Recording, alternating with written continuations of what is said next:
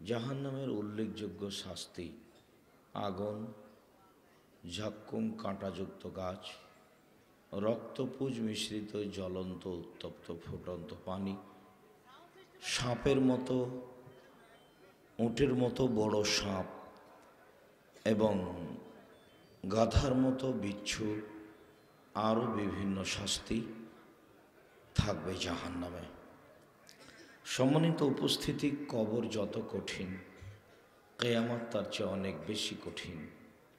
কিয়ামত যত কঠিন, জাহান্নাম তার চেয়ে অনেক অনেক অনেক বেশি কঠিন। উসমান রাদিয়াল্লাহু তাআলা আনহু যখনই কবরের পাশে দাঁড়াতেন তখনই কান্নাকাটি করতেন। বর্ণনাকারী বলেন, হাত্তা ইয়াবুল্লা লেহিয়াতাহ, তিনি তার দাড়িকে ভিজিয়ে ফেলতেন কান্নায় এমনভাবে ভেঙে পড়তেন যে চোখ থেকে পানি দাড়ির উপর দিয়ে বহে পড়ত। কবর বলতে বাড়ির পাশে যে 2.5-3 হাত গর্ত আছে এর নাম কবর নয়। এটাই যদি কবর হয় তাহলে যাকে বাঘে খেলো তার কবর কোথায়?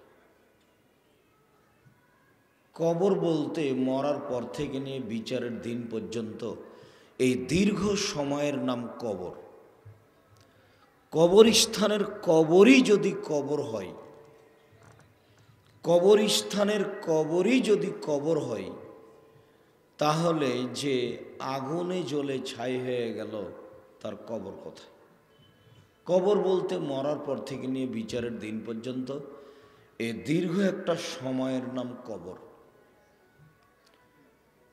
কবরই যদি কবর হয় তাহলে যে পানিতে ডুবে মারা গেল, হারিয়ে গেল, তার কবর কোথায়?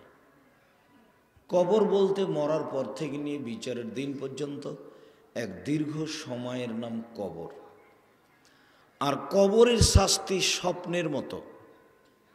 আপনি এখানে বসে আছেন, আপনার পাশে একটা লোক শুয়ে আছে, স্বপ্নে দেখছে লোকটাকে একটা গোখরা গমা সাপ দংশন করছে, ও দেখছে, আর ও ছুটে পালাচ্ছে। ঘুম ভেঙে গেলে আপনি তাকে জিজ্ঞাসা করেন, ও বলতে পারবে সাপের রং কেমন, ও বলতে পারবে সাপ কত বড় ছিল, ও বলতে পারবে সাপ তাকে কতবার দংশন করেছে, ছবল মেরেছে। কিন্তু আপনি পাশে আছেন, আপনি বলেন তো আপনি কি দেখলেন? আপনি তো কিছুই দেখেননি। এটাই হচ্ছে কবরের শাস্তি, যা দেখা যায় না। জনৈক ব্যক্তি সৌদি আরবে মসজিদ থেকে বের হয়ে একটা কবর খনন করে দেখলেন যে একটা সাপ তাকে জড়িয়ে ধরে আছে। এই কথাটা একেবারেই মিথ্যা কথা। কবরের শাস্তি মানুষ কেউ দেখতে পাবে না। কবরের শাস্তি ভিডিও করে কেউ দেখবে, এটাও হারাম, এটাও নাজায়েজ। কবরের শাস্তি মেনে নেওয়া, আল্লাহকে না দেখে মেনে নিয়েছি, তার নাম ঈমান। জাহান্নাম জান্নাত না দেখে মেনে নিয়েছি, তার নাম ঈমান। ফেরেশতাদেরকে না দেখে মেনে নিয়েছি, তার নাম ঈমান। আল্লাহকে না দেখে মেনে নিয়েছি, তার নাম ঈমান। ভাগ্যকে না দেখে মেনে নিয়েছি, তার নাম ঈমান। আমাদের নবীকে জিবরাইল বললেন, আখবিরনি আনিল ঈমান, ঈমান কাকে বলে বলেন তো? তখন আমাদের নবী বলছেন, তুমিনা বিল্লাহি ওয়া মালাইকাতিহি ওয়া কুতুবিহি ওয়া রুসুলিহি ওয়া তুমিনা বিল কদরি খাইরিহি ওয়া শাররিহি। আন তুমিনা বিল্লাহি, তুমি আল্লাহকে মেনে নিবা, ফেরেশতাকে মেনে নিবা, নবী রাসূলকে মেনে নিবা, ভাগ্যকে মেনে নিবা, পরকাল বিচার হবে একদিন, এই পরকালকে মেনে নিবা, এর নাম ঈমান। এতে একটাও কেউ দেখেনি। ঠিক কবরের শাস্তি তাই, মেনে নেওয়া। মানেন না, আপনি মানলেই কি আর না মানলেই কি। যারা পৃথিবীর শক্তিশালী পাওয়ারফুল সদস্য তারাই চলে গেছে, মানা না মানা আপনার আর কি আছে। আল্লাহ তাআলা বলছেন, লাম ইখলাক মিসলুহা ফিল বিলাদ ওয়া সামুদাল্লাযিনা জাবু সাখরা বিল ওয়াদ। এমন কতগুলো শক্তিশালী জাতি পৃথিবী থেকে চলে গেছে, আমি আল্লাহ তাদের মতো শক্তিশালী জাতি কিয়ামত পর্যন্ত আর কোনোদিন সৃষ্টি করব না। সামুদ সম্প্রদায়, তারা পাথর কেটে ঘর নির্মাণ করত, তার প্রমাণ আজও আছে, হাজার হাজার বছর আগের কাহিনী। লৌহ শলাকাধারী ফেরাউন, যারা সমাজে বিপর্যয় সৃষ্টি করত, তারা চলে গেছে। আমি তাদের মতো শক্তিশালী জাতি আর কোনোদিন কিয়ামত পর্যন্ত পৃথিবীতে সৃষ্টি করব না। তো তারাই টিকে নি। এখন মানুষ কবরের শাস্তি মানলেই কি আর না মানলেই কি, বিচার একদিন হবে, মরণ একদিন হবে। দেখতে দেখতে তো মানুষের মরণ হচ্ছে, মানুষ তো মরছে চোখের সামনে, তারপর তার কেউ আসে না। এখন এটা মেনে নেওয়া যে কবরের শাস্তি বিচার আচার হবে, এটা মেনে নেওয়া, দেখার কিছু নাই। মরার পর থেকে নিয়ে বিচারের দিন পর্যন্ত যে দীর্ঘ সময়, এর নাম কবর। উসমান রাদিয়াল্লাহু তাআলা আনহু যখনই কবরের পাশে দাঁড়াতেন, তখন খুব বেশি কান্নাকাটি করতেন। তাকে বলা হতো, তাজকুরুল জান্নাত ওয়ান নারা ফালা তাবকি ওয়া তাবকি মিন হাজা। আপনি জাহান্নামের কথা বলেন, আপনি জান্নাতের কথা বলেন, তখন তো এত কাঁদেন না, কিন্তু কবরের পাশে দাঁড়ালে আপনি এত কাঁদেন কেন? এটা তাকে জিজ্ঞাসা করা হলো। তখন তিনি বললেন, ইন্নাল কবরা ওয়াল মানজিল মিন মানাজিল আখিরা। নিশ্চয়ই মানুষের মরার পরে কবর হচ্ছে প্রথম বিপদ। নিশ্চয়ই মানুষের মরার পরে কবর হচ্ছে প্রথম বিপদ। ফাইন নাজামিন হোক ফাবাদ হাই শ্রমিন হোক। মানুষ যদি কবরে বেঁচে যায়, তাহলে এর পরে যত স্তর আছে সব সহজ হয়ে যাবে। ওয়াইল নামেইন জমিন হোক, আর যদি মানুষ কবরে বাঁচতে না পারে, ফাবাদ হাসাদমিন হোক, এরপরে যত স্তর আছে সবার জটিল কঠিন হয়ে যাবে। কবর যত কঠিন, কিয়ামত তার চেয়ে অনেক অনেক অনেক বেশি কঠিন। কিয়ামত যত কঠিন, জাহান্নাম তার চেয়ে অনেক অনেক অনেক বেশি কঠিন। কি দিয়ে বুঝায় আপনাকে আমি জাহান্নাম কত কঠিন? রাসূল সাল্লাল্লাহু আলাইহি সাল্লাম কবর থেকে এবং জাহান্নাম থেকে পরিত্রাণ চাইতেন। রাসূল সাল্লাল্লাহু আলাইহি সাল্লাম সালাতে সালাম ফেরার পূর্বে কবর থেকে এবং জাহান্নাম থেকে পরিত্রাণ চাইতেন। জীবনে সালাম ফিরেছেন এ দোয়া না পড়ে, এরকম ঘটেনি। একথা আয়েশা রাদিয়াল্লাহু তাআলা আনহা বলেন। তিনি বলেন, রাসূল সাল্লাল্লাহু আলাইহি সাল্লাম সালাম ফিরার পূর্বে বলতেন, আল্লাহুম্মা ইন্নী আউযু বিকা মিন আযাবি জাহান্নাম। হে আল্লাহ, আমি তোমার কাছে জাহান্নামের শাস্তি থেকে বাঁচতে চাই। আউযু বিকা মিন আযাবিল কবর। আল্লাহ, তোমার কাছে কবরের শাস্তি থেকে বাঁচতে চাই। আউযু বিকা মিন ফিতনাতিল মাসিহিদ দাজ্জাল। আল্লাহ, তোমার কাছে দাজ্জালের ফিতনা বিপদ থেকে বাঁচতে চাই। আল্লাহুম্মা ইন্নী আউযু বিকা মিনাল মা'সামি ওয়াল মাগরাম। আল্লাহুম্মা ইন্নী আউযু বিকা মিনাল মাহইয়া ওয়াল মামাত। আল্লাহ, তোমার কাছে ইহকালের বিপদ, পরকালের বিপদ, ইহকালের ফিতনা, পরকালের ফিতনা থেকে বাঁচতে চাই। আল্লাহুম্মা ইন্নী আউযু বিকা মিনাল মা'সামি ওয়াল মাগরাম। তোমার কাছে বাঁচতে চাই বড় পাপ হতে, তোমার কাছে বাঁচতে চাই ঋণ কর্জ হতে, তোমার কাছে বাঁচতে চাই বড় পাপ হতে, তোমার কাছে বাঁচতে চাই ঋণ কর্জ হতে। এই কথাগুলি না বলে রাসূল সাল্লাল্লাহু আলাইহি সাল্লাম সালাম ফিরতেন না। যার নাম দুআয়ে মাসুরা, যার নাম দুআয়ে মাসুরার একটি অংশ। সম্মানিত দিনী ভাই বোন, কবরের শাস্তিকে মেনে নিতে হবে। কবরের শাস্তি খুব কঠিন। আনাস রাদিয়াল্লাহু তাআলা আনহু বলেন, একদা রাসূল সাল্লাল্লাহু আলাইহি সাল্লাম একটি নাজ্জার বংশের বাগানে ছিলেন, একটি খচ্চরের উপরে চড়ে। ইজাহাদাত বিহি ফাকাদাতুল গিহি। হঠাৎ খচ্চরটা লাফ দিয়ে উঠল। অনেক সময় দেখবেন যে পশু কোনো জায়গাতে বাঁধা আছে, বেখিয়াল কানগুলি খাড়ো করে চেয়ে আছে। আল্লাহ রাসূল একটা গাধার উপরে চড়েছিলেন, আমরা পাশে আছি। হঠাৎ গাধাটা লাফ দিয়ে উঠল। মনে হলো গাধাটা আল্লাহর নবীকে ফেলে দিবে। ফাইজা আকবর সিত্তা ও খামসা। হঠাৎ দেখি 5টা বা 6টা কবর। তো রাসূল সাল্লাল্লাহু আলাইহি সাল্লাম বললেন, মাইরুফা সাবাহাজিল কবর। এই কবরগুলো সম্পর্কে কার জানা আছে, কার এগুলো কবর? তখন একজন লোক বলল, আনা আরেফ, আমি তাদেরকে চিনি। মাতা ফিশ্বরকে, তারা শিরক অবস্থায় মুসলমান না হয়ে মারা গেছে। তখন রাসূল সাল্লাল্লাহু আলাইহি সাল্লাম বলছেন, শোনো, ইন্না হাজিল উম্মাত লাতুবলা ফিল কবুর, নিশ্চয়ই এই উম্মতকে কবরে পরীক্ষা করা হয়, নিশ্চয়ই এই উম্মতকে কবরে বিপদে ফেলা হয়, নিশ্চয়ই এই উম্মতকে কবরে পরীক্ষা করা হয়। লাউলান তাদাফানু, যদি আমার এই ভয় না থাকতো যে তোমরা মানুষকে আর কবরেই রাখবা না, লাআদুল্লাহ ইসমায়াকুম মিন আযাবিল কবর, তাহলে আমি আল্লাহর কাছে প্রার্থনা করতাম যে তোমাদেরকে আল্লাহ কবরের শাস্তি শুনিয়ে দিবে। কিন্তু আমার আশঙ্কা হয়, আমার ভয় হয় যে তোমরা মানুষকে কবরেই রাখবা না, এই জন্য আমি আল্লাহর কাছে বলছি না যে আল্লাহ এদেরকে একটু কবরের শাস্তি শুনিয়ে দাও। এটা আমি বলতেই চাচ্ছি না আল্লাহকে যে তোমরা মানুষকে কবরেই রাখবা না, যদি তোমরা কবরের শাস্তি শোনো তাহলে। রাসূল সাল্লাল্লাহু আলাইহি সাল্লাম তারপরে বললেন, তাওয়াজু মিন আযাবিল কবর, তোমরা কবরের শাস্তি থেকে আল্লাহর কাছে আশ্রয় চাও। আমরা বললাম, নাউযুবিল্লাহি মিন আযাবিল কবর, আমরা কবরের শাস্তি থেকে আল্লাহর কাছে আশ্রয় চাচ্ছি। তারপরে তিনি বললেন, তাওয়াজু মিন আযাবি জাহান্নাম, তোমরা জাহান্নামের শাস্তি থেকে আল্লাহর কাছে আশ্রয় চাও। আমরা বললাম, নাউযুবিল্লাহি মিন আযাবিল কবর, আল্লাহ তুমি আমাদেরকে কবরের শাস্তি থেকে রক্ষা করো। তিনি বললেন, তাওয়াজু মিন ফিতনাতিল মাসীহিদ দাজ্জাল, তোমরা দাজ্জালের ফিতনা থেকে আল্লাহর কাছে বাঁচতে চাও। আমরা বললাম, নাউযুবিল্লাহি মিন ফিতনাতিল মাসীহিদ দাজ্জাল, আল্লাহ তুমি আমাদেরকে দাজ্জালের ফিতনা থেকে বাঁচতে চাও। তিনি বললেন, তাওয়াজু মিন ফিতনাতিল মাহি ওয়াল মামাত, ইহকালের ফিতনা, পরকালের ফিতনা। মানুষও বলে যে লোকটা মারা গেছে, ঝামেলা শেষ হয়ে গেছে। ঝামেলা বাড়লো না শেষ হলো, তা আপনি কি দিয়ে বুঝলেন?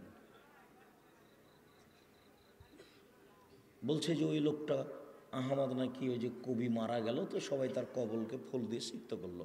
বলছে কবরকে ফুল দিয়ে সিক্ত করেছে, মানে ফুল, কবরে ফুল দিয়ে তাকে শান্তি দিয়েছে। মানুষ কত বেকুব, পড়াও জানে না, শোনাও জানে না, ঢঙ্গ না, শয়তান। আর দিন রাত খালি শয়তানি করতে করতে জীবন যায়। কবরে তাকে পিটিয়ে শাস্তি দিয়ে একাকার করলো কি না, এটা হিসাব নাই। ও ধর্মই মানেনি, ও কবরে ফুল দিয়ে তাকে সাজালো। কবরে ফুল দিয়ে কি হবে? কবরে ফুল দিয়ে কি হবে? জাহেলিয়াত ফিরে এসেছে, এর নাম জাহেলিয়াত। জাহেলিয়াত এক যুগে ছিল অজ্ঞতার যুগ, সত্যই মিথ্যা, মিথ্যাই সত্য, সেটা এখন এটা। কবর পাকা করেই কি হবে? কবরে ফুল দিয়েই কি হবে? কবর পাকা করেই কি হবে? কবরে ফুল দিয়েই কি হবে?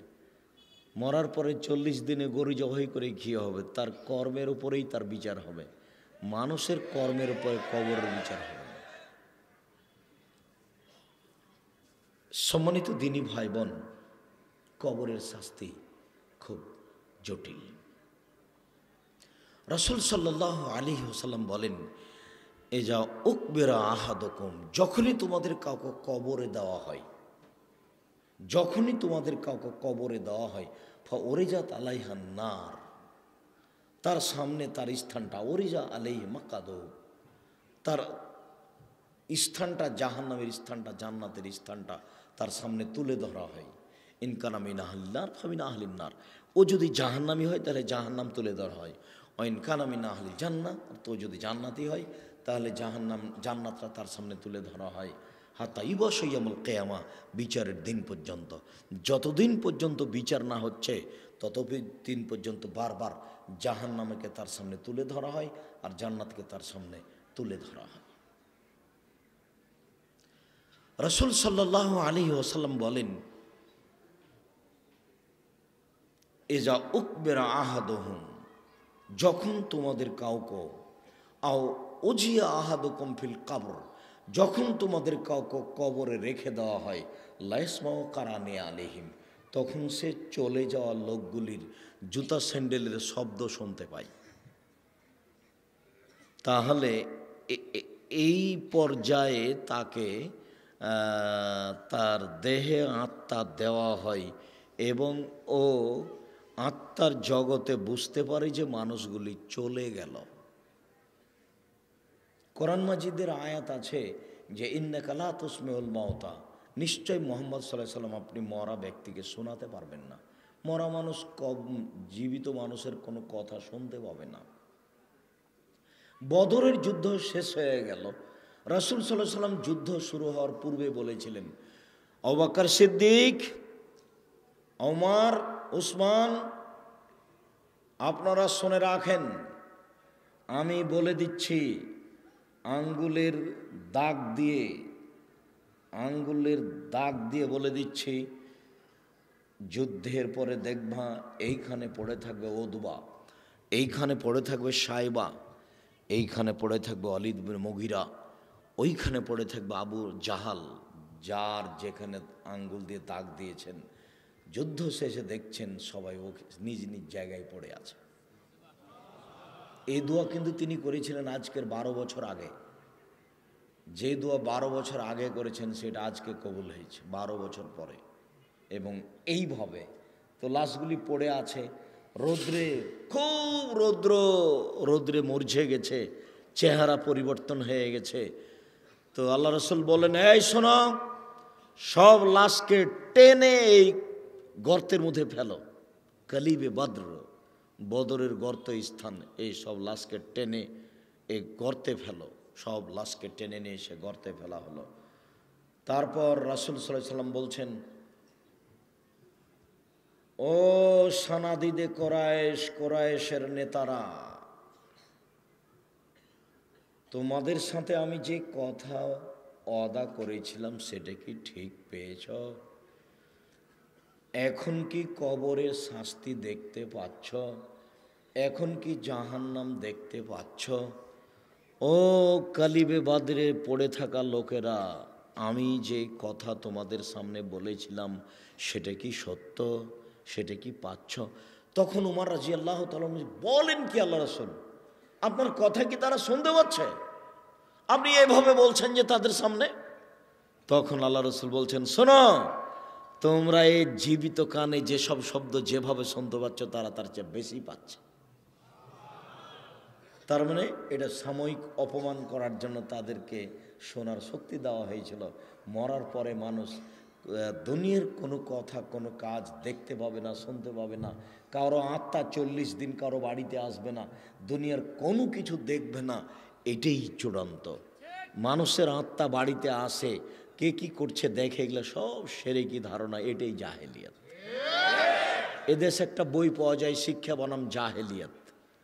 বইটার নাম শোনেননি মনে হয়, শিক্ষা বনাম জাহেলিয়াত। খুব একটা দাম নয়, না হয় 50 টাকাই হলো, পড়ে দেখা দরকার। 1 থেকে 10 পর্যন্ত লেখককে না করে দেওয়া হয়েছে, এরা লেখক নয়, লেখক নিজেই জাহেল। আরে ও কত বড় জাহেল, একদিকে দিয়েছে কুকুরের ছবি আর একদিকে যে দিয়ে বিড়ালের ছবি দিয়ে, দুইজনের সামনে দুটো বই দিয়েছে আর মধ্যে মোমবাতি দিয়েছে। কুকুরে পড়ছে আর বিড়ালে পড়ছে, মোমবাতি জ্বালা। ছি ছি ছি, ওই নাকি লেখক,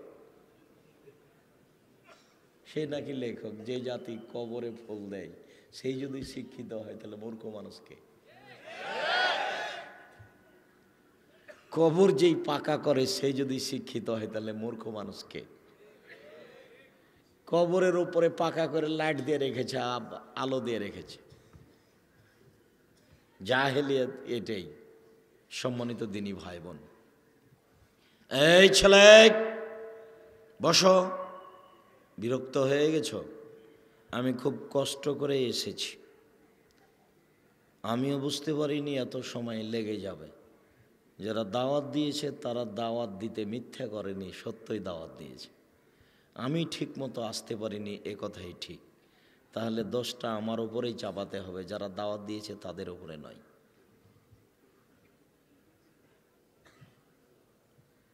সম্মানিত দিনী ভাই বোন, ভোর পর্যন্ত আপনার সামনে কথা বলবো না। আমি আব্দুল্লাহ বিন ফজল রাহিমাহুল্লাহ নই যে ঘন্টার ঘন্টা বক্তব্য দিতে পারবো, অত আমার কাছে বিদ্যাও নেই। আব্দুল্লাহ বিন ফজলকে আমি দেখিনি। আব্দুল্লাহ বিন ফজল রাহিমাহুল্লাহ আহলে হাদিস মানুষ, এশার সালাতের পরে কথা বলা শুরু করতেন, ফজর পর্যন্ত বলতেন। সাধারণত 4 ঘন্টা থেকে 6 ঘন্টা থেকে 8 ঘন্টা। কিভাবে বলতেন আল্লাহই ভালো জান। তবে আজ থেকে নিয়ে প্রায় 50-60 বছর আগে একজন মাওলানা বক্তব্য দিতেন, তার নাম আবদুল্লাহ সালেক কুড়ি। তিনি শুধুমাত্র কোরআন এবং হাদিসের অনুবাদ করে বক্তব্য দিতেন। কোরআন এবং হাদিসের অনুবাদ করে বক্তব্য দেওয়া সহজ নয়, কঠিন।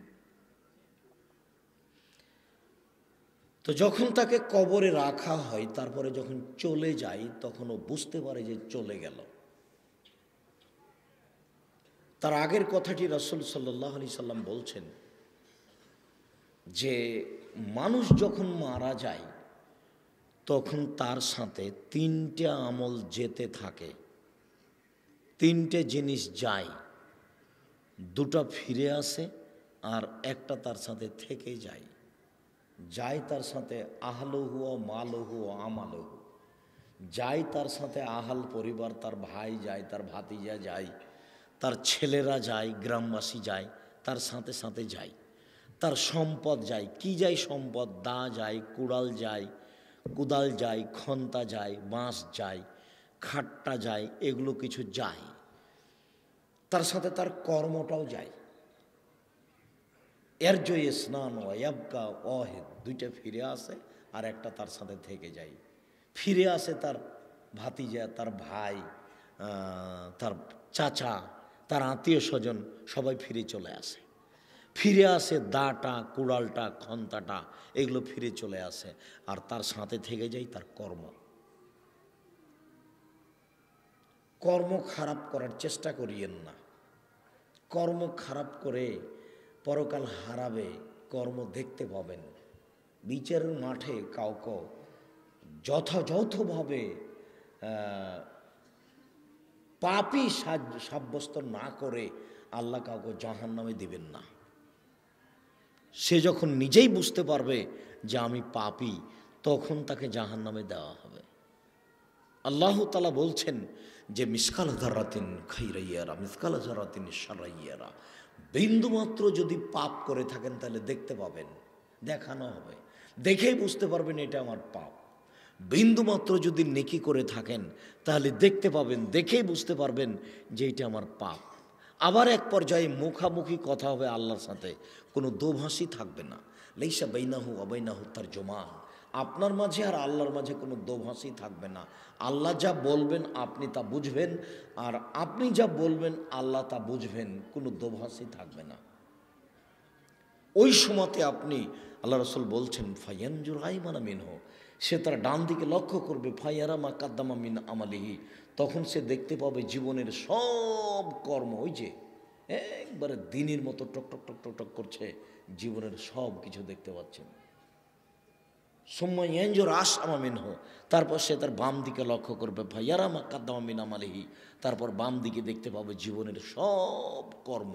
যা দেখলো বামে তা দেখবে, যা দেখলো ডানে তা দেখবে বামে, যা দেখলো ডানে তা দেখলো বামে, যা দেখলো ডানে তা দেখবে বামে, তারপরে সামনের দিকে লক্ষ্য করলে দেখবে জাহান্নাম।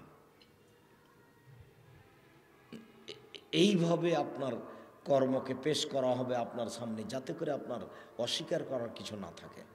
এরপরে আল্লাহ তাআলা বলছেন আপনাকে আপনার আমলনামা পড়তে দেওয়া হবে। আমলনামায় কিন্তু আরবিতে লেখা আছে, আপনি আরবি না জানলেও পড়তে পারবেন, না জানলেও পড়তে পারবেন। আপনার হাতে খাতা দিয়ে বলা হবে ইকরা কিতাবাক, পড়ো তো, তোমার খাতাটা তুমি নিজেই পড়ো। তখন আপনি পড়বেন আর বলবেন মা হালে হাজাল কিতাব লা ইউগাদিরু সাগীরাতান ওয়ালা কাবীরা, কি আশ্চর্য ধরনের বই, জীবনের ছোট কথা লেখা আছে, বড় কথা লেখা আছে। তাহলে পড়ে পড়ে বুঝবেন নিজের কর্ম। আবার আল্লাহ তাআলা বলছেন যে ইয়াউমাইজিন তুহাদ্দিসু আখবারাহা, যেখানে যে কর্ম ঘটছে সেই জায়গায় ওই কর্ম, ওই ছবি ধরে আছে। তার মানে অতীব অত্যাধুনিক যন্ত্র হলো জমিন, অতীব আশ্চর্য ধরনের আধুনিক যন্ত্র হলো এই মাটি। আল্লাহ নবী বলছেন ফাত্তাকুদ দুনিয়া ওয়াত্তাকুন নেশা, পৃথিবীর মানুষ তোমরা মহিলা থেকে বেঁচে থাকো, পৃথিবীর মানুষ তোমরা দুনিয়ায় জড় পদার্থ থেকে বেঁচে থাকো। মহিলা না হয় বিপদজনক বস্তু, তাই তাতে থেকে বেঁচে থাকতে বললেন। তো এই মাটি জড় বস্তু, তাতে থেকে বেঁচে থাকতে বললেন কেন? মাটি আমার কি করতে পারে? মাটি আমার কি করতে পারে? মাটি তো জড় বস্তু, সবাই তার উপরে পা দিয়ে চলে বেড়াচ্ছে, যার যা ইচ্ছে সে তা করে নিচ্ছে। মহিলা না হয় বিপজ্জনক বস্তু। রাসূল সাল্লাল্লাহু আলাইহি ওয়াসাল্লাম বলছেন মা তারাকতু বাদি ফিতনাতান আযার আলা রিজালি মিনান নিসায়ে, আমার জীবনে আমি ছাড়িনি কোন বস্তু যেটা পুরুষের জন্য বেশি বিপজ্জনক হতে পারে নারীদের চেয়ে। আমার জীবনে আমি ছাড়িনি কোন বস্তু যেটা পুরুষের জন্য বেশি বিপজ্জনক হতে পারে নারীদের চেয়ে। আমার জীবনে আমি ছাড়িনি কোনো বস্তু যেটা পুরুষের জন্য ভয়াবহ হতে পারে নারীদের চেয়ে। নারী হচ্ছে পুরুষের জন্য সবচেয়ে বিপজ্জনক ভয়াবহ বস্তু। রাসূল সাল্লাল্লাহু আলাইহি সাল্লাম বলছেন, ও নারী জাতি তোমরা এমন জাতি, রাসূল সাল্লাল্লাহু আলাইহি সাল্লাম বলছেন, ও নারী জাতি তোমরা এমন জাতি যে বুদ্ধিমানের বুদ্ধিকে নষ্ট করতে পারো। আজহাব আলী রবজুল রজুলিল হাজেম, একজন সচেতন বুদ্ধিমান মানুষের বুদ্ধিকে সহজে নষ্ট করতে পারো। একটা মেয়ে বসে আছে গাড়িতে, পাশে একটা সিট আছে, খালি মেয়েটা হাসি মুখে আপনাকে বলছে ভাই একটু বসেন। হাসি মুখে বলার সাথে সাথে আপনার ইমান আমান সব হারিয়ে গেছে। এখন আপনি বলবেন তোমার নাম কি, তুমি কোন ক্লাসে পড়ো, তুমি কি করো, যতক্ষণ পর্যন্ত না নেমেছে ততক্ষণ পর্যন্ত আপনার কথা বন্ধ হবে না। রাসূল সাল্লাল্লাহু আলাইহি সাল্লাম বলছেন, ইন্নান নিসা হাবাইলু শয়তান, নিশ্চয়ই মহিলারা শয়তানের জাল। ইন্নান নিসা হাবাইলু শয়তান, নিশ্চয়ই মহিলারা শয়তানের জাল। আল্লাহ তাআলা বলছেন, ইন্না কাইদাকুন্না আযীম, নিশ্চয় মহিলাদের ষড়যন্ত্র খুব বড় ও জটিল। নিশ্চয় শয়তানের ষড়যন্ত্র দুর্বল। শয়তানের ষড়যন্ত্রের চেয়ে নারীদের ষড়যন্ত্র লক্ষ গুণে বেশি জটিল ও কঠিন। এই বোকা ছেলে, তুমি তো মেয়ের সাথে কথা বলো, তোমারই তো মোবাইলের নাম্বার আছে মেয়ের, লজ্জা হয় না বোকা? তোমার ধ্বংস হবে, তোমার বাপের ধ্বংস হবে, তোমার বংশের ধ্বংস হবে, তোমার জাতির ধ্বংস হবে। সবারই অপমান ঘনিয়ে আসছে খুব তাড়াতাড়ি। তোমার যদি এই কথা চালু থাকে তাহলে তুমি কথা বন্ধ করো। তুমি চিনতে পারো নি নারী কি জাতি। উপস্থিত বৈঠকের মুসলিম বোন, এই কথা বলে আমি আপনাকে খাটো করিনি, আপনি মনে কিছু নিয়েন না। উপস্থিত বৈঠকের মুসলিম বোন, আপনাকে আমি শয়তান বলিনি।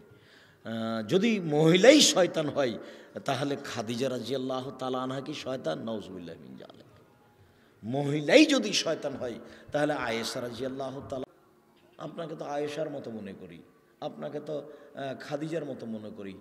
জিবরাইল এসে বলছেন আল্লাহ নবীকে জিবরাইল বলছেন, আল্লাহ নবী শোনেন শোনেন শোনেন, ওই ওই ওই ওই একজন মহিলা আসছে, ওই যে খাদিজা, ওর হাতে একটা বাটি আছে, তরকারির বাটি আছে, আপনার কাছে তরকারি নিয়ে আসছে। শোনেন, যখন মহিলা আসবে, খাদিজা যখন আপনার কাছে আসবে, তখন আপনি একটু খাদিজাকে বলে দেন তো, খাদিজাকে বলে দেন যে আল্লাহ তোমাকে সালাম দিয়েছে। তারপরে খাদিজাকে বলে দেন, খাদিজা জিবরাইল তোমাকে সালাম দিয়েছে। তারপরে বলে দেন, খাদিজা তোমার জন্য জান্নাতে একটা ঘর বানানো হয়েছে, যেই ঘরে কোনো হইচই নেই, হীরা মুক্তা মাণিক্য দিয়ে বানানো হয়েছে।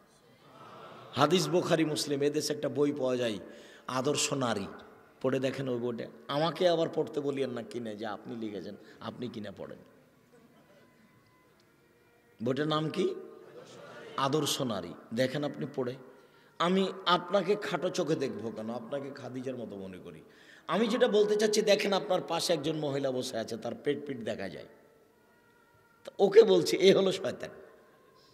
দেখেন আপনার পাশে আছে, এই মেয়ে, এক মাথায় কাপড় নাই কেন? তোমার শরম হয় না কেন? তোমার বাপ নেই? তুমি বাপ ছাড়াই দুনিয়াতে এসেছো? লজ্জা লাগে তোমাকে এখন কথা শুনতে? খারাপ লাগে? আব্দুর রাজ্জাক সাহেব তোমাকে কোনোদিন ছাড় দিয়ে কথা বলেনি, জীবনও বলবে না। তোমার বাপ কাপুরুষ মানুষ, ছাড় দিতে পারে, আমার তো আর ছাড় দেওয়ার প্রয়োজন নেই। তুমি তো খারাপ, তোমাকে দেখলে পাপ হয়। যত পুরুষ মানুষ তোমাকে দেখবে, সবাই মিলে যত পাপ করবে, তোমার বাপ একাই তত পাপ করবে, তুমিও একাই তত পাপ করবা। এক পাপ তিন ভাগে বিভক্ত। যত মানুষ তোমাকে দেখছে সবাই পাপী, তুমি পাপী, তোমার বাপ পাপী, সবাই সমান, সবার সমান তুমি, আর সবার সমান তোমার বাপ। মাথায় কাপড় দাও না কেন? মাথায় কাপড় দাও না কেন? প্যান্ট পরে ঘুরো কেন? কত দিন দিন রাত বলছে 3 শ্রেণীর মানুষ জান্নাতে যাবে না, তার মধ্যে তোমার বাপ আছে, তার মধ্যে তুমি আছো। 3 শ্রেণীর মানুষ জান্নাতে যাবে না, তার মধ্যে তুমিও আছো, তোমার বাপও আছে। রাসূল সাল্লাল্লাহু আলাইহি সাল্লাম বলছেন, মধুমেলুল খামর, যারা নিয়মিত বিড়ি, তামাক, জর্দা, সিগারেট, গুল, নেশাদার দ্রব্য খায়, পান করে, তারা জান্নাতে যাবে না। 2, আর রাজলাতু মিনান নিসায়ে, পুরুষের বেশধারী নারী, যারা পুরুষের জুতা স্যান্ডেল পরে, যারা পুরুষের শার্ট প্যান্ট পরে, মহিলাদের পোশাকই ভিন্ন। যারা পুরুষের পোশাক পরে মহিলা, বা পুরুষ মহিলার পোশাক পরে, এরা উভয়ই অভিশপ্ত, এরা অভিশপ্ত, এরা অভিশপ্ত। পুরুষের পোশাকধারী নারী জান্নাতে যাবে না, পুরুষের পোশাকধারী নারী জান্নাতে যাবে না।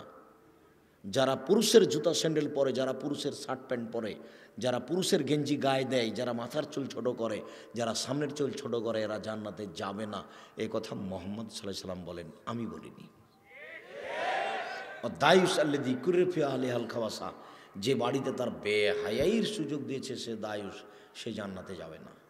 সম্মানিত দিনী ভাই বোন, বলছিলাম নারীর কথা বলতে গিয়ে যে আপনি বুঝতে পারছেন না তার বিপদ। আল্লাহ তাআলা বলছেন, আল্লাহ রসুল বলছেন, ফাত্তাকুদ দুনিয়া ওয়াত্তাকুন নিসা, হে পৃথিবীর মানুষ, তোমরা মহিলা থেকে বেঁচে থাকো আর এই মাটি জড় পদার্থ বস্তু থেকে বেঁচে থাকো। মাটি থেকে বাঁচতে বললেন কেন? মাটি কি করতে পারে? মহিলা না হয় বিপজ্জনক বস্তু, তাই বাঁচতে বললেন সাবধান সাবধান। ইয়কুম দখুল আলে নিশায়, মহিলা যেখানে আছে সেখানে যায় না। সাবধান, মহিলা যেখানে আছে সেখানে যায় না। সাবধান, লা তাদখুলুল মুগিবাত, যেই মহিলার স্বামী নেই সেই বাড়িতে যায় না। সাবধান, যেই মহিলার স্বামী নেই সেই বাড়িতে যায় না। সাবধান, যেই মহিলার স্বামী নেই সেই বাড়িতে যায় না।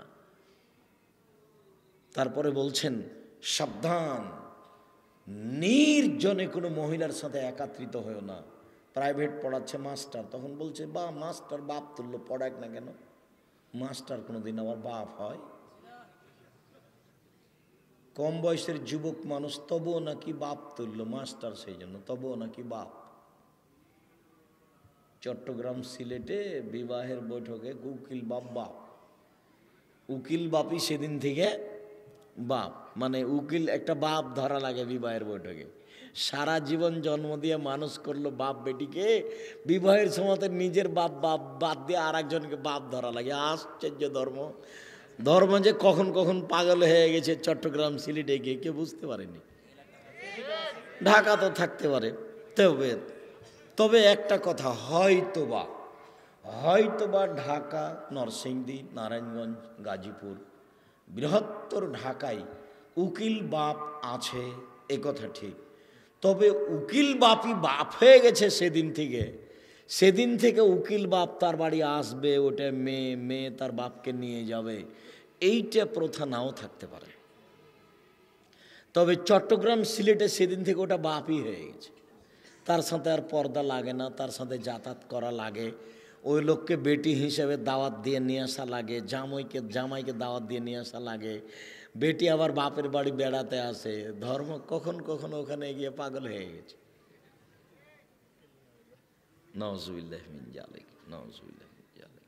সারা জীবন যে জন্ম দিয়ে লালন পালন করে মানুষ করলো, বিবাহের দিন সে তার বাপের পিতৃত্ব হারিয়ে দিল। উকিল বাপই হারাম। উকিল বাপ শব্দটাতে পেশাব করে দিয়ে উঠবেন আজকে, মুখে লাথি মেরে দিলাম। জীবনে বৃহত্তর ঢাকায় আর কোনোদিন উকিল বাপ হবে না। ঢাকা, গাজীপুর, নরসিংদী, নারায়ণগঞ্জ, মানিকগঞ্জ কোনো জায়গায় হবে না। আজকের জন্য ঢাকা সাভারের এই এলাকায় ঘোষণা দিয়ে দিলাম, বৃহত্তর ঢাকায় চিরদিনের জন্য উকিল বাপকে হারাম ঘোষণা করলাম। আর কোনোদিন কোনো বিবাহতে উকিল বাপ হবে না। সম্মানিত দিনী ভাই বোন, বলছিলাম মাটি ভয়াবহ বস্তু। ইয়াউমাইজিন তুহাদ্দিসু আখবারাহা, মাটি top top top top top top top করে কথা বলবে। পুরো জীবনের সব কথা ধরে আছে আপনাকে ছবি সহ। এক আশ্চর্য অত্যাধুনিক যন্ত্র মাটি। এ তো কারো বানানো নয়, আল্লাহর বানানো। ওইভাবে মেশিন ফিট করে দেওয়া হয়েছে, যেভাবে বসে আছেন ছবি সহ ধরে আছে, যা বলছেন ছবি সহ সব কথা ধরে আছে, কোনোটা মিটবে না, নষ্ট হবে না, কিয়ামত পর্যন্ত এটা বাতিল হবে না, ওইভাবেই কথা বলবে। মোবাইলে কথা বলছে, মুখ নাই, মাটিও কথা বলবে মুখবিহীন। অবাক হয়ে যাবেন আপনি, বুঝতে পারবেন মাটি এভাবে। আল্লাহ বলছেন, আমি বলিনি।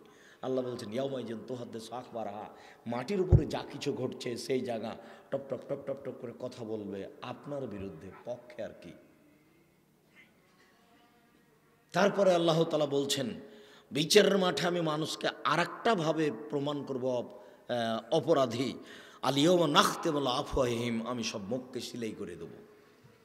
হাত কথা বলবে আর পা বলবে, পা কথা বলবে আর হাত বলবে পা তুমি ঠিক বলেছ।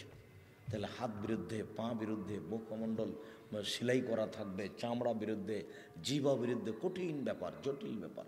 এইভাবে আল্লাহ আপনাকে বিচারের মাঠে অপমান প্রমাণ করবেন। সম্মানিত দিনী ভাই বোন, কবর যত কঠিন, কিয়ামত তার চেয়ে অনেক অনেক অনেক বেশি কঠিন।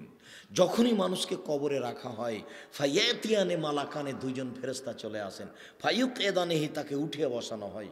সে বুঝে যে আমাকে উঠিয়ে বসানো হলো, কিন্তু আসলে তাকে উঠিয়ে বসানো হয় না। আরে এটা তো স্বপ্নের মতো না, বুঝাতে পারি না মনে হয়। কবরটা কিসের মতো?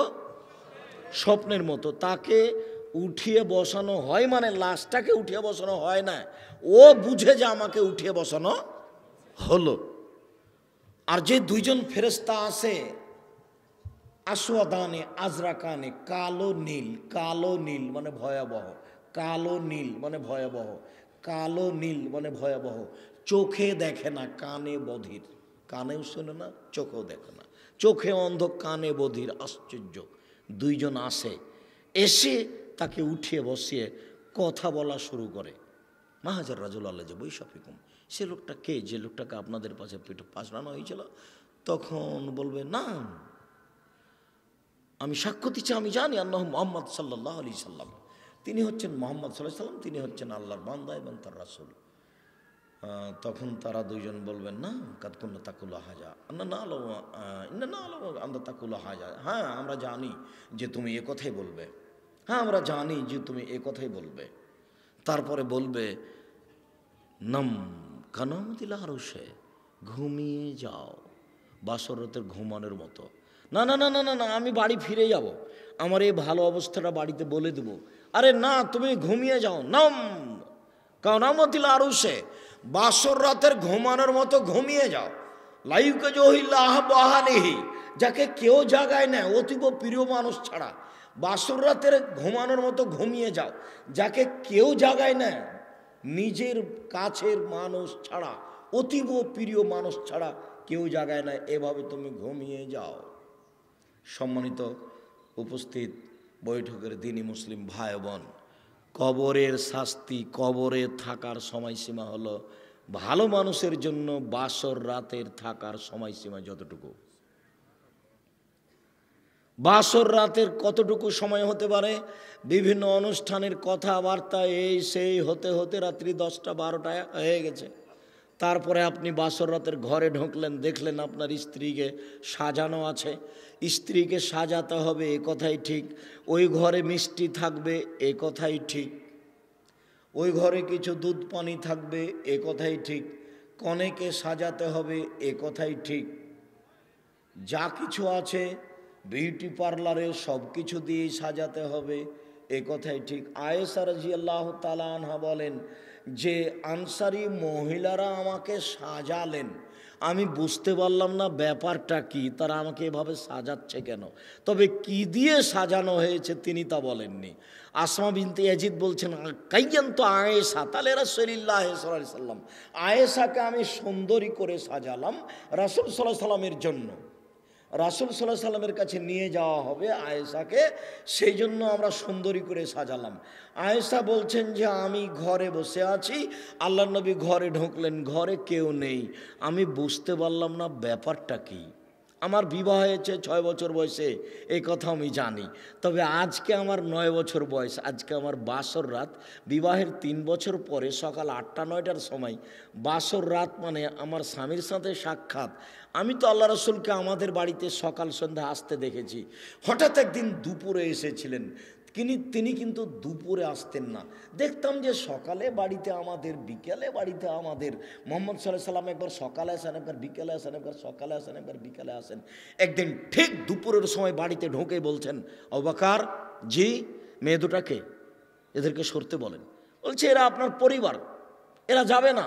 আপনি কি বলছেন বলেন, মানে বাপ যেমন বেটি তেমন, কোনো সমস্যা নেই, মানে গোপন কথা ওদের সামনে বলা হবে না। বুঝতে পারেননি কথা? গোপন কথা তাদের সামনে বলা হবে না। তখন আবু বকর সিদ্দিক বলছেন, জি না, বলেন, কোনো সমস্যা নেই, আমিও যা আমার বেটিও তা, বাপ বেটি একই। তার মানে কি, কথার 19-20 হবে না। কথা আপনার যতই গোপন হোক না কেন, সে কথা প্রকাশ হবে না। বলে চলে যেতে হবে। ঠিক আছে, প্রস্তুত। চলে যেতে হবে, মানে হিজরাতের সময় হয়ে গেছে। তো বাপ যেমন বেটি তেমন। তো 9 বছর বয়স, 9 বছর বয়সেও বুঝতে পারছেন না ব্যাপারটা কি। তো বাসর ঘরে নিয়ে যাওয়া হয়েছে তাকে। আল্লাহ রসুল ভিতরে ঢুকলেন। একটু পরে দেখলাম যে আসমা ভিতরে ঢুকলেন একটা দুধের গিলাস নিয়ে। আমাকে বলছেন, আয়েশা এটা হাতে নাও, আল্লাহ রসুলকে দাও। তো আমি তো লজ্জা পেয়ে গেলাম, আমি তো মাথা নিচু করে আছি। তখন আমাকে ধমক মারলেন, এই গিলাসটা নাও, আল্লাহ রসুলকে আল্লাহ রসুলের হাতে দাও। তখন আমি ধকচকিয়ে গেলাম, আমি একেবারে ভয় পেয়ে গেলাম। আমি ধকচকিয়ে গিয়ে গিলাসটা হাতে নিয়ে রাসূলের হাতে দিলাম। রাসূল পানিটুকু একটু দুধ পান করলেন। তারপর আমাকে বললেন যে তুমি পান করো। আমি পান করলাম। তারপর বললেন যে আসমাকে দাও। আমি আসমাকে দিতে গেলাম। তখন আসমা বলছে, না না না না না না না, আমি আয়েশার হাত থেকে নেব না, আমি আপনার হাত থেকে নেব। তখন আল্লাহ রসুল বলছেন, আয়েশা দাও, আমার হাতে দাও। তো আল্লাহ রসুল নিলেন, তারপর আসমাকে দিলেন। আসমা আবার দুধ পান করলেন। তাহলে যে বাসর ঘর সাজাচ্ছে সেও এই খাওয়ার অনুষ্ঠানে অংশগ্রহণ করবে, তবে ভাবি নয়, চাচাতো বোন, খালাতো বোন, ফুফাতো বোন নয়। এরাই যদি বাসর ঘর সাজায় তাহলে জেনা আগেই হচ্ছে, তাহলে সংসারের সূচনায় জেনা, তাহলে এই সংসার ভালো হবে কি দিয়ে? বর কনের বাড়ি হলুদ মাখতে যেতে পারে না, তাহলে সূচনাতেই জেনা, এটা ভালো হবে কি করে? কনে বরের বাড়ি হলুদ মাখতে যেতে পারে না, তাহলে সূচনাতেই যে না সময় ভালো হবে পরিবেশ কি করে? কমিউনিটি সেন্টারে মেয়েটাকে এভাবে সাজিয়ে বসানো যাবে না। সবাই দেখবে পুতুল সেজা আছে ঢং মং করে, এগুলো করা যাবে না। যা কিছু আছে সব কিছু দিয়ে সাজাতে হবে, এই কথাই ঠিক। তবে নেইল পালিশ দেওয়া যাবে না নখে। ইহুদি খ্রিস্টানদের পতিতালয়ের মেয়েদের বৈশিষ্ট্য হচ্ছে নখে নেইল পালিশ দেওয়া। ইহুদি খ্রিস্টানদের পতিতালয়ের মেয়েদের বৈশিষ্ট্য হচ্ছে নখে নেইল পালিশ দেওয়া। ইহুদি খ্রিস্টানদের পতিতালয়ের মেয়েদের বৈশিষ্ট্য হচ্ছে নখে নেইল পালিশ দেওয়া। মুসলিম মহিলা নখে নেইল পালিশ দিতে পাবে না। এই মেয়ে, তোমার নখে নেইল পালিশ আছে নাকি দেখো তো। বাড়িতে যে আগে ছিলে ফেলবা আর নখ কেটে দিবা। কোনো মানুষ নখ বড় রাখতে পারবে না, কোনো মহিলাও পারবে না, কোনো পুরুষও পারবে না। অধিকাংশ মহিলাদের ঢঙ্গে নোংরা ন্যাক্কারজনক ঢং, সব নখকে বড় করে রেখেছে, বড় করে রেখেছে, এখানে নেইল পালিশ দিয়ে রেখেছে। এই মেয়ে, তোমার বাপ নেই? তোমার নখ কেউ দেখতে পায় না? তোমার বাপ নেই, তোমার মা নেই, এমনি এসেছো নাকি দুনিয়াতে? আদম আলাইসাল্লামের মতো এসেছো, বাপও নাই মাও নাই? হ্যাঁ, ঈসা আলাইসাল্লামের মতো হয়ে এসেছো নাকি যে বাপ নাই মা আছে, এভাবে এসেছ? তোমার নখ বড় কেন? তোমার নখে নেইল পালিশ কেন? শুনে রাখো, ইহুদি খ্রিস্টানদের পতিতালয়ের মেয়েদের বৈশিষ্ট্য হচ্ছে নখে নেইল পালিশ দেওয়া।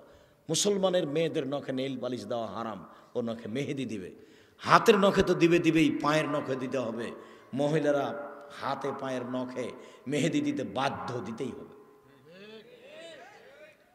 কপালে টিপ দিতে পাবে না। হিন্দু মেয়েদেরকে বিবাহ করার 10টি পদ্ধতি আছে, তার একটি পদ্ধতির নাম রাক্ষসী বিবাহ। মেয়ের বাপ বিবাহ দিবে না, ছেলেটা জোর করে বিবাহ করবে। কিভাবে করবে? কপালে টিপ দিতে পারলে বিবাহ হয়ে গেল, এর নাম রাক্ষসী বিবাহ। কপালে টিপ দেওয়া প্রথা এসেছে হিন্দুদের পক্ষ থেকে, যার কারণে কোনো মহিলা কপালে টিপ দিতে পাবে না। মুসলিম মহিলা কিয়ামত পর্যন্ত কোনো মহিলা কপালে টিপ দিতে পাবে না। এমনি সাজগোজ করার যা কিছু সব কিছুই করবে, তবে এই দুটো জিনিস থেকে বেঁচে থাকতে হবে। বাসর ঘর সাজানো হবে, কথাই ঠিক। তারপরে রাত্রি 12টায় বাসর ঘরে ঢুকেছে, মাথায় হাত দিয়ে দোয়া পড়েছে, তারপরে 2 রাকাত সালাত আদায় করেছে, তারপরে কিছুক্ষণ কথা বলেছে, তারপরে দাম্পত্য জীবনে গেছে, তারপরে ঘুমিয়েছে। অনুমান করছে রাত 3টায় ঘুমিয়েছে। তো রাত 3টায় ঘুমালো। এবার 5টার সময় আজান হয়ে গেছে। 5টার সময় আজান হয়ে গেলে উঠলো, তাহলে বুঝলাম মোটামুটি 2 ঘন্টা ঘুমিয়েছে। তাহলে বুঝলাম যে কবরের থাকার সময়সীমা ভালো বসানোর জন্য 1.5 ঘন্টা, 2 ঘন্টা, 3 ঘন্টা এমন হতে পারে। মুহাম্মদ সাল্লাল্লাহু আলাইহি সাল্লাম বলছেন, ফেরেশতা বলবেন ঘুমিয়ে যাও বাসর রাতের ঘুমানোর মতো। যখন আপনি ঘুম থেকে উঠবেন কিয়ামত হয়ে গেছে, ইসরাফিল বাঁশিতে ফুঁক দিয়েছে, তখন আপনি বলবেন আরে এখনই ঘুমালাম, আজান হয়ে গেল এত তাড়াতাড়ি, এখনই ঘুমালাম, আজান হয়ে গেল। অথচ আপনি আজ থেকে নিয়ে 2 কোটি বছর আগে মারা গেছেন। আজ থেকে নিয়ে আপনি 5,000 বছর আগে মারা গেছেন। আজ থেকে নিয়ে প্রায় 5,500 বছর পূর্বে ইরাকের ব্যাবিলন শহরের উর নামক গ্রামে ইব্রাহিম আলাইসাল্লাম জন্মগ্রহণ করেন। ইব্রাহিম আলাইসাল্লাম যে কুরবানি করেছিলেন সেই কুরবানি আমাদের কুরবানি। তাহলে ইব্রাহিম আলাইসাল্লাম আজ থেকে নিয়ে 5,500 বছর, প্রায় 5,000 বছর আগে থেকে কবরে আছেন। যখন ঘুম থেকে উঠবেন তখন একটু এলোমেলো, আহারে এত তাড়াতাড়ি ঘুম থেকে উঠে গেলাম, এইমাত্র তো ঘুমালাম। 4 কোটি বছর আগে যে মারা গেছে যদি ভালো মানুষ হয় তাহলে ঘুমিয়ে গেছে, যখন তার ঘুম ভাঙবে তখন এখনই ঘুমালাম। আসহাবে কাহাফ 350 বছর ছিলেন ওই মরা অবস্থায়, তারপর আল্লাহ তাদেরকে জীবিত করলেন। তারপর আসহাবে কাহাফকে বললেন, এই তোমরা কতদিন ছিলে? তো একদিন নয়, একদিনের কিছু অংশ ছিলাম। মানে ওরা গর্তে ঢুকেছে দুপুরের টাইমে, আর সন্ধ্যার দিকে ঘুম ভেঙে গেছে। বা ওরা গর্তে ঢুকেছে সকালে, ঘুম থেকে উঠে দেখছে 12টা বেজে গেছে। আহা, চলো চলো খাইনি, একটু হাট বাজার করো। তো একজনকে বাজারে পাঠালো, যাও বাজারে যাও, বেশ দেখে জিনিস নিও, দেখতে ভালো হবে, দাম কম হবে, পবিত্র হবে, 3টে বলে দেওয়া হলো। এবার বাজারে জিনিস কিনতে গেছে, যেই টাকা দিচ্ছে সে দোকানদার বলছে, এই টাকা তো চলবে না। কেন চলবে না? আরে এই টাকা তো আজ থেকে নিয়ে 350 বছর আগে ছিল। ওরাকে আল্লাহ বলছেন যে কতক্ষণ ছিল? তো ওরা বলছে যে ঘন্টা 2 ছিলাম। তাহলে এইটা হচ্ছে পৃথিবীরই অবস্থা, ঘুমানোরই অবস্থা। ভালো মানুষ যদি হয় তাহলে সে ঘুমিয়ে যাবে বাসরাতের ঘুমানোর মতো। মানে কবরের সময়সীমা 2 ঘন্টা 3 ঘন্টা। আবার বলিয়েন না যে আব্দুর রাজাক সাহেব বলেছেন ভালো মানুষের কবরের সময়সীমা 2 ঘন্টা। আমি 2 ঘন্টা মাফ করে বলিনি, এরকম মনে হবে। আর যদি খারাপ মানুষ হয় তাহলে আর বোঝাতে পারছি না। যদি উত্তর দিতে না পারে তখন তারা বলবেন, হ্যাঁ আমরা জানি তুমি এ কথাই বলবে। এই বলার সাথে সাথে জমিনকে বলবেন, জমিন ইলতাইমি আলাইহে, একে চেপে ধরো। ফাতালতে আলাইহে, তখন জমিন তাকে চেপে ধরবে। একতালে ফাজলাহ, ডান দিকের হাড় বাম দিকের হাড়ের ভিতরে ঢুকে করে কড়কড় করে ঢুকে চাপা লেগে যাবে। এই কথা মুহাম্মদ সাল্লাল্লাহু আলাইহি সাল্লাম বলেন। এভাবে হতেই থাকবে বিচারের দিন পর্যন্ত, যতদিন পর্যন্ত বিচার না হচ্ছে। উত্তর যদি ঠিক মতো না দিতে পারে তখন ফেরেশতা পিটাবে, নেসিহ সাইহাতান, সে বাপরি মারে করে চিৎকার করবে। এখান থেকে নিয়ে 50,000 কোটি কিলোমিটার দূরে যে বস্তু আছে সেও শুনতে পাবে তার চিৎকার। এই কবরে ও চিল্লাচ্ছে আর শুনতে পাবে 5,000 কোটি কিলোমিটার দূর থেকে। আপনাকে বোঝাতে অক্ষম সে কত জোরে চিল্লাচ্ছে। কিন্তু যে মারছে সে বুঝতে পারে না, তার চোখ নাই। যে মারছে সে শুনতে পায় না, তার কানও নাই। ইকয়ুল্লাহাম, তার জন্য ন্যস্ত করা হয়েছে বধির ও বোবাকে, তার জন্য ন্যস্ত করা হয়েছে অন্ধ ও বধিরকে। কানেও শুনে না, চোখেও দেখো না, আর সে কোনোদিন খায়নি, খাবেও না, তার নাম ফেরেশতা। তার মানে তার শরীরে কোনো অলসতা নেই। প্রথম বাড়ি যত জোরে মারবে, কেয়ামতের পূর্ব মুহূর্তে শেষ বাড়িটা তত জোরেই মারবে। একজন পুলিশকে যদি বলা হয় যে এ অন্যায় করেছে, 100 লাঠি মারেন, তাহলে পুলিশ প্রথম লাঠি যত জোরে মেরেছে শেষ লাঠি তত জোরে মারতে পারবে না। কেননা ও মানুষ, ও খায়, পেশাব পায়খানা করে, তার শরীরে ক্লান্তি আছে। যিনি মারেন কবরে তার শরীরে ক্লান্তি নাই, খায় না, ও পান করে না, তার বউ নাই, তার চোখে দেখে না, তার পেশাব নাই, তার পায়খানা নাই, সে কানে শোনে না। এরকম মানুষ এরকম শয়ে দিয়ে, প্রাণী দিয়ে, ফেরেশতা দিয়ে তাকে কবরে শাস্তি দেওয়া হবে। আমি আপনাকে কি দিয়ে বুঝাই? তারপরে আপনার সামনে চলে আসবে আপনার কর্মটা। ছি ছি ছি ছি ছি ছি ছি ছি, এত ঘৃণিত কর্ম কেন? এর রূপ চেহারা কে? এত কেন খারাপ চেহারা? কে তুমি? তুমি কেন আমার সামনে এসেছো? খুব বিকট চেহারায় আসবে, দেখতেও খারাপ। বলে, আমাকে চিনতে পারছো না? আমি তোমার কর্ম। তুমি যে পাপ করেছিলে, দিনরাত জেনা করছিলে, প্রেমের গল্প করছিলে, সুদ ঘুষ খাচ্ছিলে, সেইটা আমি। আপনার সামনে এসে উপস্থিত হবে আপনার কর্ম ঘৃণিত চেহারায়। আর যদি আপনার কর্ম ভালো হয় তাহলে ভালো চেহারা আপনার সামনে এসে উপস্থিত হবে। সম্মানিত দিনী ভাই বোন, কবর যত কঠিন, কিয়ামত তার চেয়ে অনেক অনেক অনেক বেশি কঠিন। কিয়ামত যত কঠিন, জাহান্নাম তার চেয়ে অনেক অনেক অনেক বেশি কঠিন। কিয়ামতের মাঠে মানুষের পরনে কাপড় থাকবে না, উঠেই উলঙ্গ অবস্থায় দৌড়াতে থাকবে, তার বিবেক থাকবে না। যেসব মহিলার পেটে বাচ্চা থাকবে, কখন পেট থেকে বাচ্চা পড়ে গেছে ও বুঝতে পারবে না। যেসব মহিলা বাচ্চাকে দুধ খাওয়াবে ওই অবস্থাতে উঠবে, বাচ্চাকে দুধ খাওয়াতে খাওয়াতে কখন বাচ্চা কোল থেকে পড়ে গেছে ও বুঝতে পারবে না। এর নাম কিয়ামতের মাঠ। অনেক অবস্থা কিয়ামতের মাঠে। সবার পাপ এবং নেকিকে ওজন করা হবে। সবাই উলঙ্গ অবস্থায় দৌড়াতে থাকবে, সবাই আল্লাহর সাথে মুখামুখি কথা বলবে, সবাই একবার চুলের মতো সরু পথের উপর দিয়ে যেতে বলা হবে। ওটা জাহান্নামের উপরে সেট করা আছে, চুলের মতো সরু রাস্তা, সবাইকে পার হতে হবে। আর রাস্তার দুই দিকে কালালি বাঁকা লোহার আঁকড়া সেট করা আছে। যদি ভালো মানুষ হয় তাহলে বিদ্যুৎ গতিতে পার হয়ে যাবে, তার চেয়ে ভালো হলে সাধারণ গতিতে ঘোড়ার গতিতে পার হবে, তার চেয়ে কম হলে পশু প্রাণীর গতিতে পার হবে। আর যদি পাপী হয় তাহলে এই দুই দিকে আটকা পড়ে যাবে, সে নিচে পড়ে যাবে, নিচে জাহান্নাম আছে, এটা জাহান্নামের উপর দিয়ে সেট করা হবে পুলসেরাত। কিয়ামতের মাঠের অবস্থা অনেক, এক সময় পড়তে বলা হবে, এ দেখেন আপনার কর্ম দেখেন। এক সময় নিজে আল্লাহ বলবেন দেখো এটা তুমি চিনতে পারো কিনা। এক সময়ে ছোট ছোট বাচ্চারা বাপ মায়ের আঁচল ধরে টানাটানি করবে, মেয়েরা বাপকে জান্নাতে জাহান্নামে যেতে দেবে না। দুইটা মেয়ে যদি কেউ লালন পালন করে তাহলে মেয়েটা মধ্যে ঢুকে যাবে, ওইদিকে জাহান্নামের এদিকে বাপ। দুইটা মেয়ে লালন পালন করতে শিখেন, লালন পালন মানে ওকে ল্যাংটা করে 16 ডিসেম্বরে ঘুরিয়ে নেন, তারই নাম লালন পালন করা। স্কুল কলেজ খুলেছে গ্রামের লোক, আর এমন পোশাক দিয়েছে মেয়েটার গায়ে, মাস্টার বুঝতে পারে তার শরীরের অঙ্গ প্রত্যঙ্গ কেমন। এখানে 500 মেয়ে আছে, 500 মেয়েকে বুঝতে পারে মাস্টার কার অঙ্গ প্রত্যঙ্গ কেমন, মানে ও ল্যাংটা হয়েই আছে। মোহাম্মদ সাল্লাল্লাহু আলাইহি সাল্লাম বলেন সিনফার মিন আহলিন নার, আমার উম্মতের 2 শ্রেণীর মানুষ জাহান্নামে যাবে, আমি দেখিনি তাদের। আমার উম্মতের 2 শ্রেণীর মানুষ জাহান্নামে যাবে, আমি তাদের দেখিনি। আমার উম্মতের 2 শ্রেণীর মানুষ জাহান্নামে যাবে, আমি তাদের দেখিনি। এক কমন মাহম সেয়াত, এক শ্রেণীর মানুষ তাদের হাতে থাকবে লাঠি, কাজনাবিল বাকারে গাভীর লেজের মতো। এক শ্রেণীর মানুষ তাদের হাতে থাকবে লাঠি, লাঠি হবে গাভীর লেজের মতো, একদিক মোটা একদিক চিকন। এজরেবুনা বেহান নাস, তাদের তারা মানুষকে মারবে, এরা জাহান্নামে যাবে। এরকম লাঠি থাকে প্রশাসনের লোকের হাতে, এরকম লাঠি থাকে যারা কলেজ বিশ্ববিদ্যালয়ে পড়ে তাদের হাতে। সময় সময় মারামারি করবো, ওখানে তো তারা পড়তে যায়নি, ওখানে জেনা চুরি মারামারি ডাকাতি রাহাজানি করতে গেছে, সেখানে সব কিছু আছে। আর বেটা বলছে যে আপনার বোমা হামলা করছে, বোমা হচ্ছে, জঙ্গি শিখাচ্ছে মাদ্রাসা। জীবনে কোনোদিন মাদ্রাসাতে এটা ঘটেছে? আমি এদেশের লোককে কঠিনভাবে সতর্ক করেছি, সরকারকে সহ প্রশাসনের সমস্ত লোককে, বাপ মাকে, সবকে জঙ্গি তৎপরতা সম্পর্কে সাবধান থাকবেন। ওরাই উসমানকে হত্যা করেছে, ওরাই আলী রাদিয়াল্লাহু তাআলাকে হত্যা করেছে, ওরাই যারা বড় পাপী তাদেরকে হত্যা করা প্রয়োজন মনে করেছে। এদেশের মাটিতে, পৃথিবীর মাটিতে ইহুদি খ্রিস্টান মুসলমানকে যত হত্যা করছে, এক শ্রেণীর মুসলমানকে সংখ্যা তার চেয়ে বেশি হত্যা করছে।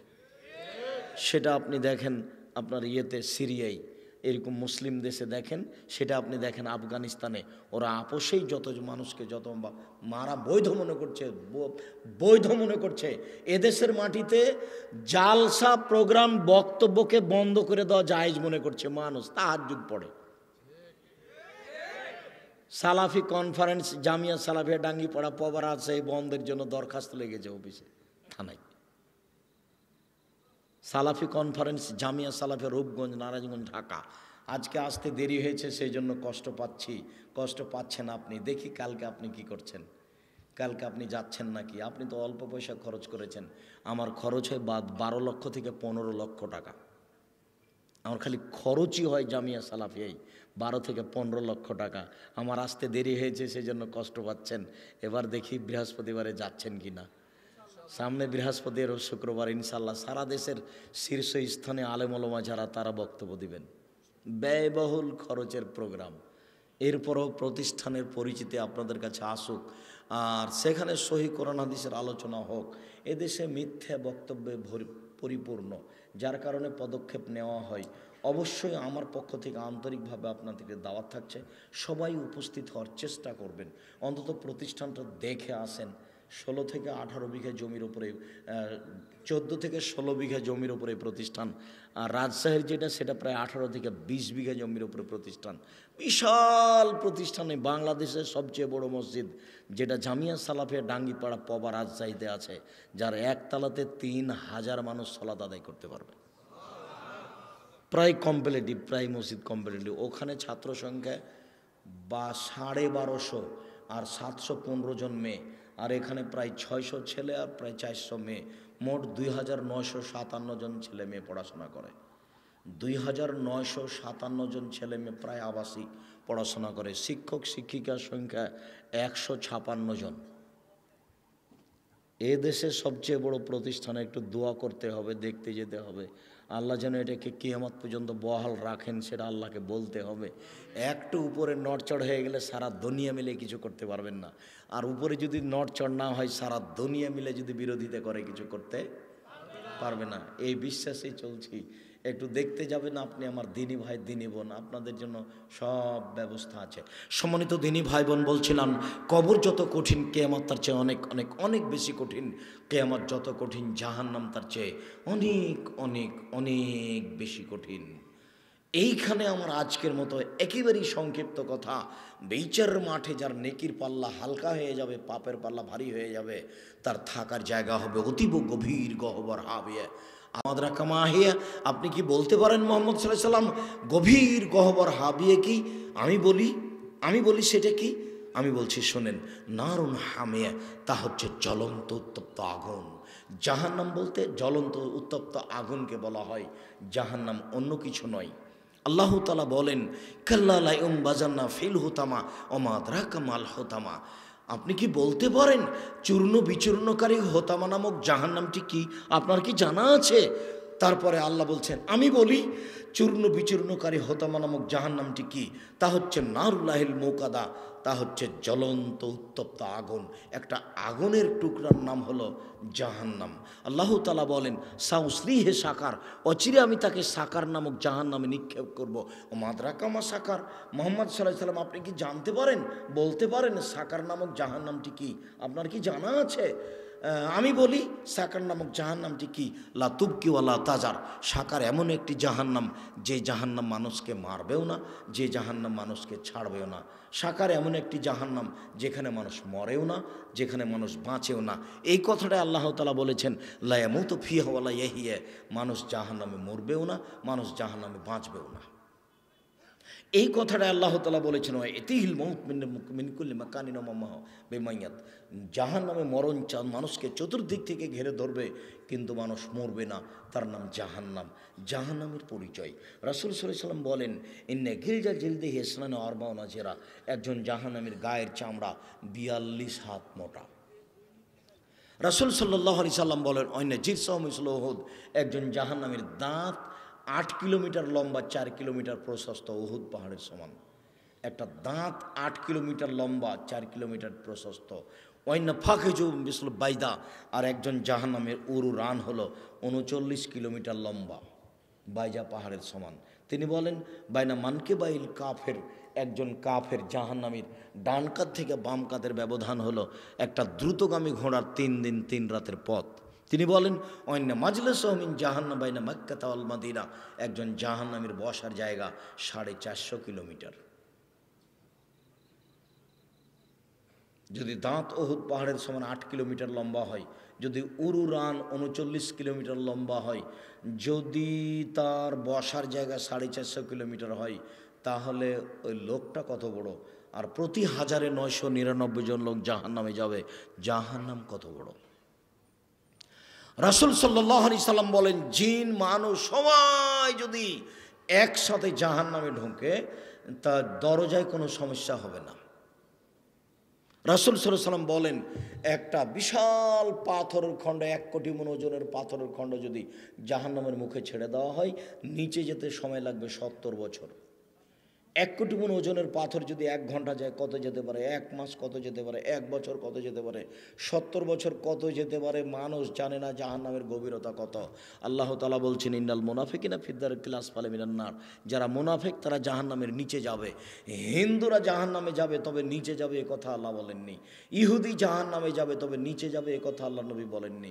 আল্লাহ বলেননি। খ্রিস্টান জাহান্নামে যাবে, তবে সব নিচে যাবে এ কথা আল্লাহ নবী বলেননি। আল্লাহ নবী আল্লাহকে বললেন, আল্লাহ আমার মায়ের জন্য ক্ষমা চাওয়ার অনুমতি চাচ্ছি। নিজের মা, আমাদের নবী নিজের মায়ের জন্য ক্ষমা চাওয়ার অনুমতি চাচ্ছে। আল্লাহ আমার মায়ের জন্য ক্ষমা চাওয়ার অনুমতি চাচ্ছি। আল্লাহ বলছে, না না না না না না না না, তোমার মায়ের জন্য ক্ষমা চাইতে পারো না, তোমার মায়ের ক্ষমা হবে না।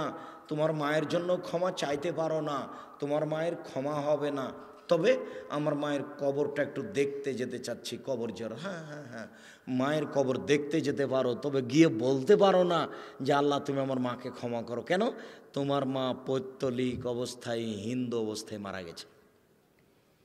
তার মানে সব হিন্দু, সব খ্রিস্টান, সব ইহুদি জাহান্নামে যাবে, এটা চূড়ান্ত। তবে জাহান্নামের নিচে যাবে এই কথা আল্লাহ বলেননি। মুনাফেক যাবে জাহান্নামের নিচে। মুনাফেককে তো গল্প দোকানে বসে আড্ডা পিটে মিথ্যা কথা বলে যে, মুনাফেককে ঝগড়ালয়ের তর্ক বিতর্ক করে যে, মুনাফেককে কথায় কথা মিথ্যা কথা বলে যে, মুনাফেককে ফজরের সলাত আদায় করতে যায় না জামাতে, সে মুনাফেককে এসার সলাতে যায় না জামাতে, গল্প করে দোকানে বসে আড্ডা পিটে, ওই যে আজান হলো, ওই যে বসে আছে আছে আছে টুপি মাথায় দিয়ে দোকানে বসে ল্যাংটা মেয়ে দেখছে। বেটা ল্যাংটা মেয়ে দেখে কলিজা ঠান্ডা করে, চক্ষু ঠান্ডা করে, আবার জান্নাত কিনতে চায়, জান্নাতের সুন্দরী হুরপরি ভোগ করতে চায়। হিসাব বাতিল, জান্নাত ভোগ করা তো সহজ নয়, টাফ ব্যাপার। আল্লাহ নবী বলছেন হজবাতের নার বিশ্বাহত হজবতে জান্নাত বিমা কারে হে। মনের ইচ্ছা দ্বারা জাহান্নাম ঘেরা আছে, নিয়ম নীতি কষ্ট ক্লেশ ত্যাগ তিতিক্ষা অনেক কিছু দিয়ে জান্নাত ঘেরা আছে। জান্নাত সহজ নয়। সম্মানিত দিনী ভাই বোন, আপনাকে বলছিলাম জাহান্নামকে বিচার মাঠে টেনে নিয়ে যাওয়া হবে। 70,000 ফেরেশতা ধরবেন। একটা জাহান্নামের গায়ে 70,000 লোহার রশি থাকবে। একটা একটা রশিতে 70,000 ফেরেশতা থাকবেন। একজন ফেরেশতার এত ক্ষমতা, এই বিশাল পৃথিবীতে হাত ঢুকে গোটা পৃথিবী উল্টে দিতে পারেন। জাহান্নাম কথা বলতে পারে। জাহান্নামীদেরকে যখন জাহান্নে নিক্ষেপ করা হবে, তখন জাহান্নাম বলবে আল হালমিম মাজিদ, আর কিছু আছে? হালমিম মাজিদ, আর কিছু আছে? আল্লাহ বলবেন হালিম তালা, তুমি কি পূর্ণ? তখন ও বলবে আর কি কিছু আছে? ফওয়াজা কাদামহ, তখন আল্লাহ তালা তার পাটাকে জাহান্নামে ঢুকিয়ে দিবেন। তখন জাহান্নাম বলবে কাত কাত কাত, যথেষ্ট যথেষ্ট, আর লাগবে না।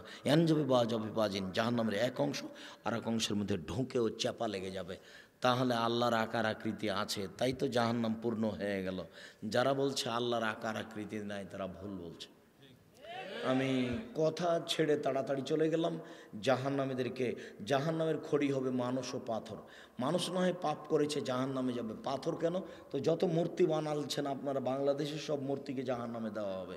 ওই যে পাবনা মেন্টাল হাসপাতালের পিছনে ঠাকুর অনুকূল চন্দ্রের মূর্তি দেওয়া আছে, ওকে জাহান্নামে দেওয়া হবে। আর বলা হবে যে তোকে তো দিয়েছি, তোর নেতাকে দিয়েছি, ঠেকা বেটা, সবকে অপমান করার জন্য।